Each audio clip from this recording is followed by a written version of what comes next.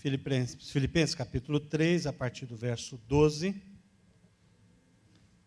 O apóstolo Paulo, falando aos nossos irmãos de Filipe, diz assim: não que eu já tenha obtido tudo isso, ou tenha sido aperfeiçoado, mas prossigo para alcançá-lo, pois para isso também fui alcançado por Cristo Jesus.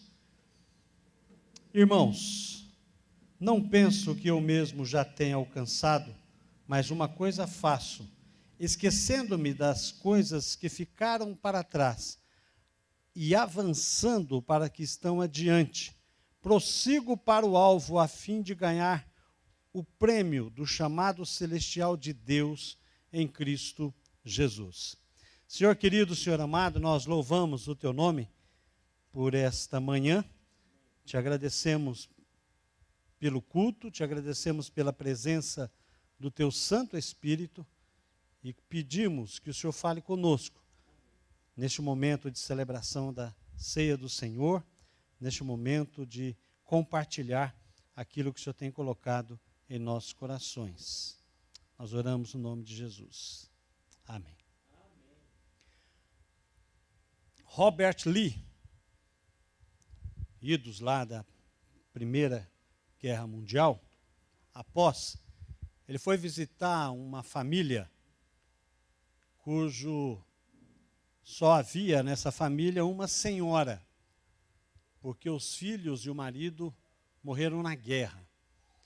E ele foi visitar aquela senhora, e quando ele estava indo embora, ele chegou na porta, ele olhou para uma grande árvore que havia na porta da casa dela, na frente da casa dela, e aquela árvore ela tinha sido rachada no meio, tinha um corte muito grande no meio daquela árvore.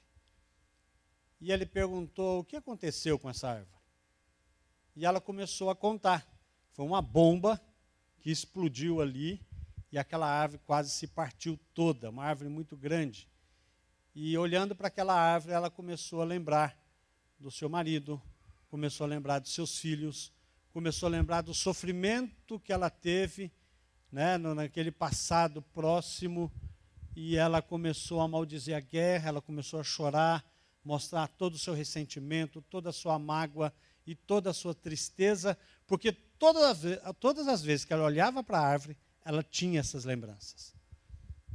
Robert Lee disse para ela: corta a árvore e deixa o passado. É interessante isso, porque quando nós olhamos esse texto e lemos, e Paulo vai iniciar essa passagem, esse texto, ele vai dizer: olha, irmãos, o que eu quero fazer é esquecer daquilo que ficou para trás, porque um pouquinho antes, se você olhar o texto um pouquinho antes, você verá que Paulo está dizendo: olha, eu era circuncidado, eu era fariseu, eu era perseguidor da igreja, eu era zeloso naquilo que me foi dado. Humanamente falando, Paulo estava no top das galáxias. Ele tinha muitas coisas. Agora ele conhece a Jesus, e ele considera tudo que ele ganhou como esterco. Olha, não tem mais valor, então eu preciso olhar para aquilo que agora Deus está me dando. E uma das coisas que Paulo vai dizer, ele vai falar: olha, eu tenho que deixar coisas que eu tenho para trás.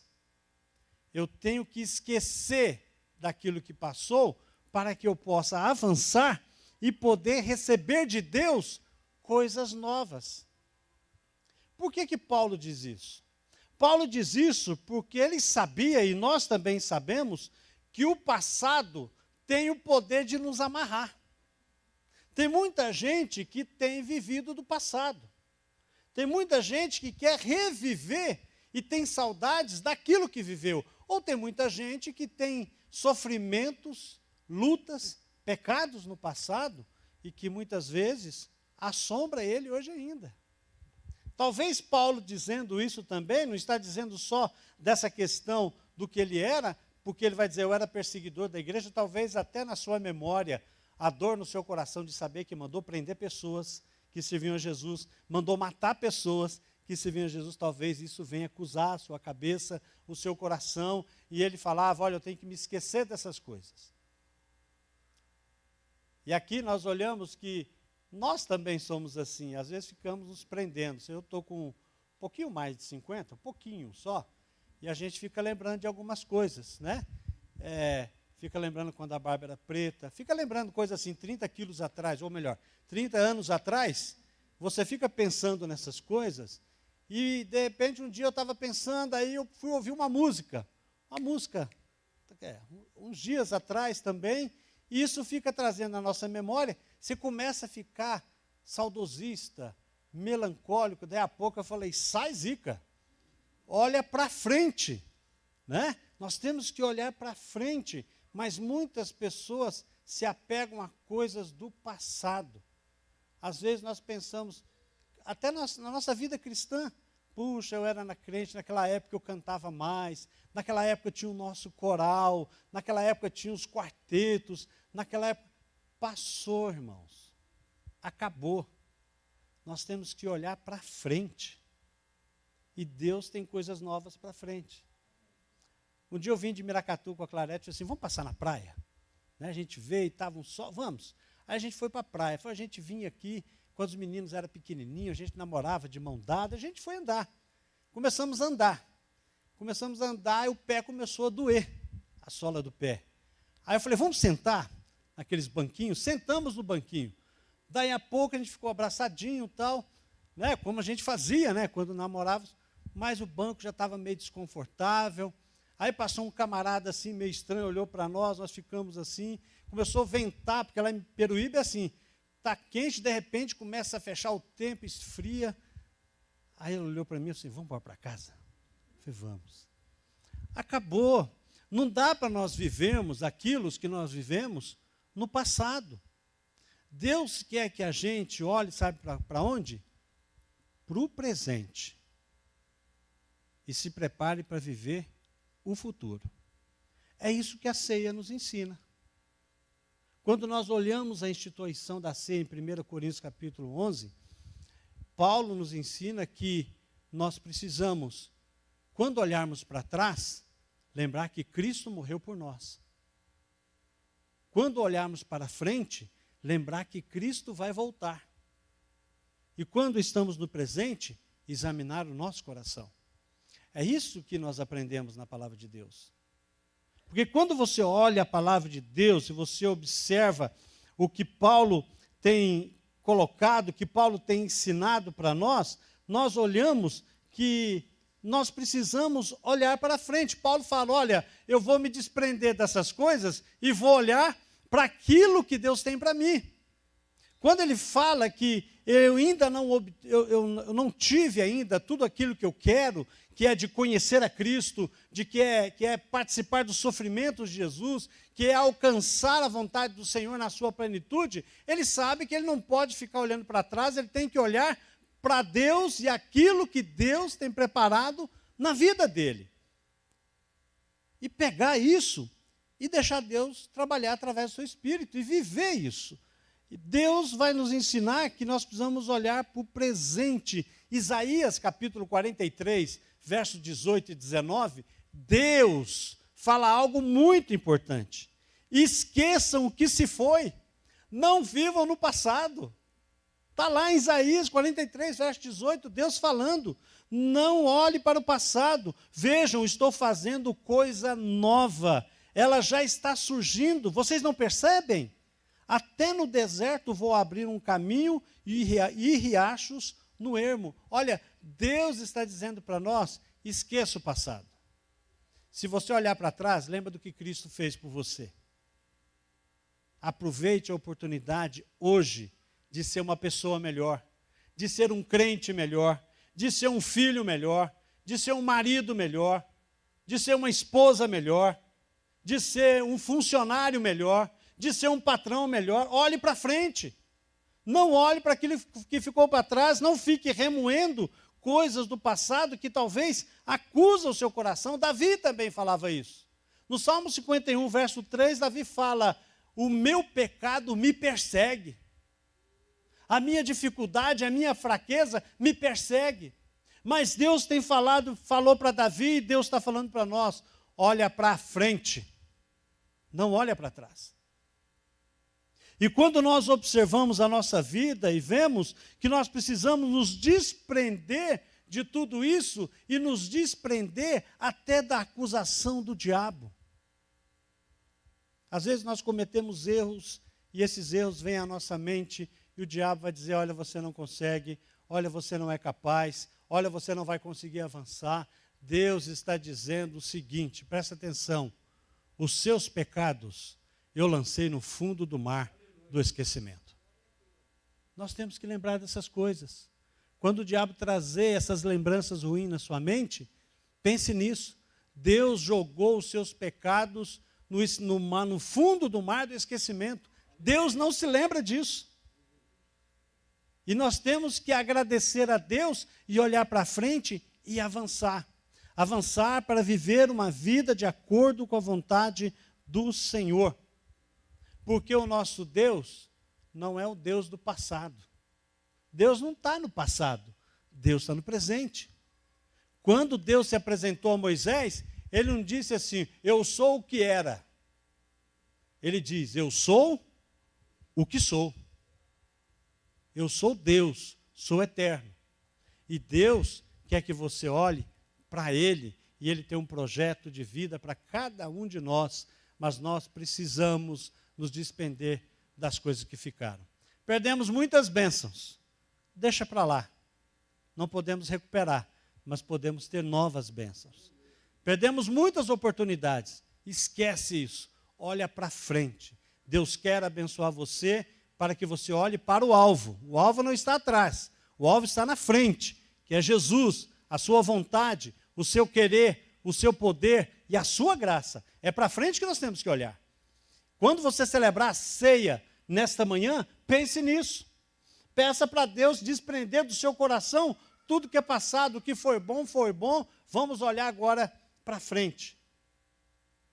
E em terceiro lugar, Paulo vai dizer exatamente isso, quando ele vai dizer no verso 14, prossigo para o alvo, a fim de ganhar o prêmio do chamado celestial de Deus em Cristo Jesus.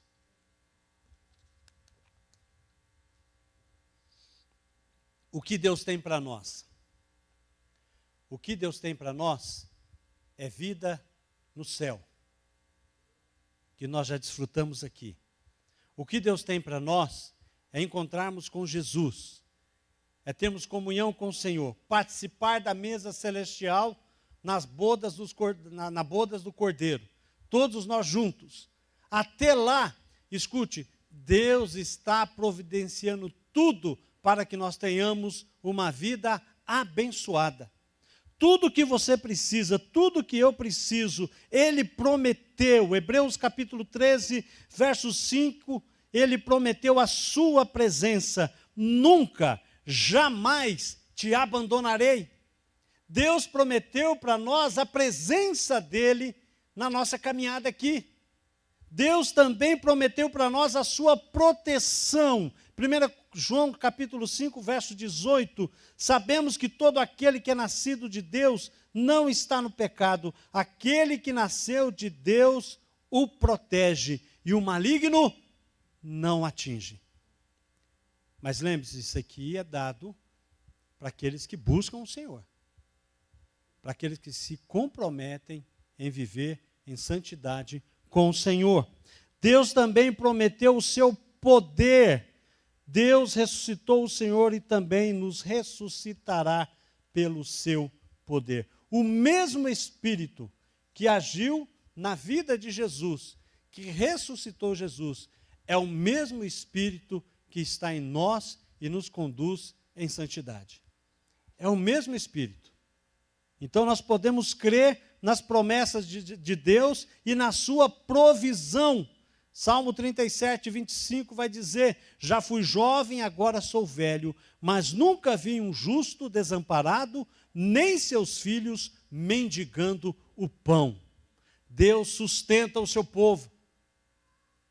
Ao celebrar a ceia do Senhor nessa manhã, lembre-se disso, lembre-se da bondade do Senhor. Senhor, trata com bondade os que fazem o bem, aos que têm um coração íntegro na presença do Senhor, sincero na presença do Senhor, e Deus estende a tua mão bondosa sobre a vida de cada um dos seus filhos, e quer abençoar e quer guardar. Que nós possamos lembrar também das promessas do Senhor sobre a sua fidelidade, pois o Senhor é bom, o seu amor leal é eterno, a sua fidelidade permanece de gerações em gerações. Podemos pensar também e lembrar da promessa de Deus sobre a sua direção. Conduz os humildes na justiça e lhes ensina o seu caminho. E podemos também, finalmente, mas não menos importante, lembrar da promessa de Deus sobre a sua perfeita vontade. 1 João capítulo 2, verso 17 diz: o mundo e a sua cobiça passam, mas aquele que faz a vontade do Senhor permanece para sempre. Permanece eternamente. Nós podemos, meus irmãos, minhas irmãs, nós que estamos aqui, você que está em casa, podemos nos agarrar às promessas do Senhor. Não podemos anular o passado, mas podemos esquecê-los. E quando lembrarmos, lembremos daquilo que Jesus fez por nós. Ao celebrar a ceia do Senhor nessa manhã, que nós possamos lembrar dessas coisas. Pensar que nós precisamos nos desprender daquilo que nos amarra. Olhar para Jesus, caminhar, fazer a vontade do Senhor, conquistar aquilo que o Senhor dispõe para nós conquistarmos, receber do Senhor aquilo, conquistar não, receber do Senhor aquilo que Ele conquistou para nós.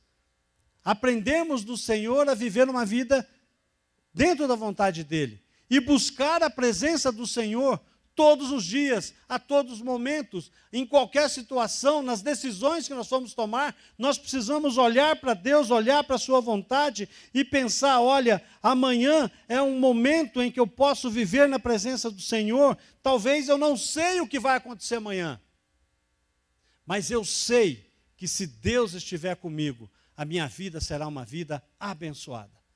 E é nisso que nós temos que nos apegar.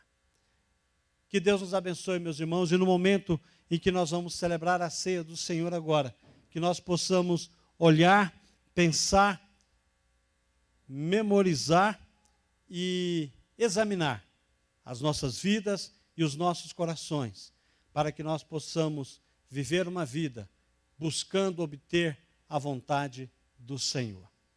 Quero convidar os irmãos diáconos que irá nos ajudar aqui no momento da celebração da ceia do Senhor. Aquilo que nós falamos aqui sobre 1 Coríntios, capítulo 11, a partir do verso 23, veja só, pois recebi do Senhor que também lhes entreguei, que o Senhor Jesus, na noite em que foi traído, tomou o pão, e tendo dado graça, o partiu e disse, esse é meu corpo que é dado em favor de vocês, façam isso em memória de mim. Da mesma forma, depois da ceia, ele tomou o cálice e disse, este cálice é a nova aliança no meu sangue, façam isso sempre que o beberem em memória de mim, veja só, porque sempre que comerem deste pão e beberem deste cálice, vocês anunciam a morte do Senhor até que ele venha. Veja o passado aqui. Portanto, aquele que comer do pão e beber do cálice do Senhor indignamente, será culpado de pecar contra o sangue, contra o corpo e o sangue do Senhor. Examine-se cada um a si mesmo. Então coma do pão e beba do cálice. Aqui nós temos a orientação da palavra de Deus, que nós precisamos examinar os nossos corações, pensar naquilo que nós podemos melhorar. A ceia é isso. A ceia é um momento em que você tem a oportunidade de voltar à comunhão com o Senhor se algo fez se afastar. A ceia não foi feita para que nós sejamos afastados do Senhor. A ceia foi feita para nos aproximar ao Senhor. Se há algo em você que impede você de celebrar a ceia do Senhor, examine seu coração.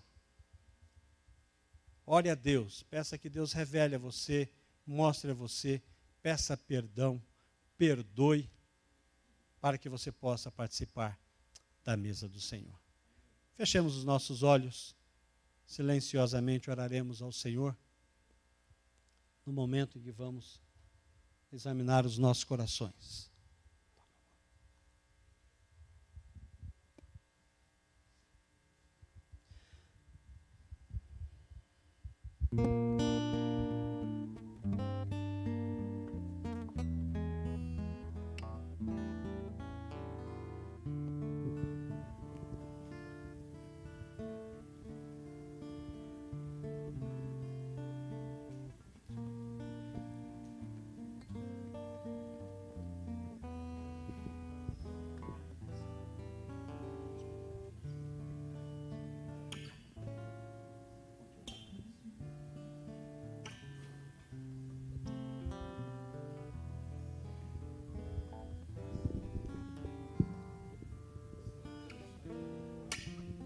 Obrigado, Senhor, pelo perdão dos pecados que o Senhor nos concede, pela tua infinita graça. Obrigado, Pai, porque mesmo não merecendo, o Senhor olhou para nós. O Senhor nos perdoa, nos conforta e a cada dia podemos viver mais um pouco da tua palavra. Obrigado, Pai, por esses elementos, pelo pão, pelo conteúdo do cálice, que aqui representam, Senhor, o sacrifício de Jesus naquela cruz. Mas também nos faz lembrar que além do sacrifício que Ele fez por nós, Ele também ressuscitou, está vivo, está cada vez mais presente em nossas vidas, Deus amado. Tenha misericórdia do Teu povo, Deus amado. É o que nós oramos agradecidos, no nome de Jesus. Amém. Fiquemos em pé. É convidado a participar da mesa do Senhor todo aquele que recebeu Jesus como Salvador e Senhor da sua vida. Se você está em plena comunhão com a sua igreja, esteja participando neste momento. A graça deste Jesus, o amor de Deus o Pai, a consolação do Espírito Santo, estejam com todos que estão aqui presentes e em seus lares, participando conosco e com cada família representada agora. Amém. Saúde de cada um que está ao seu lado, com a graça e a paz do Senhor Jesus. E todos os que estão aqui estão convidados a ficar nas classes presenciais. Em casa, participe também das classes da Escola Bíblica Dominical. Que Deus abençoe.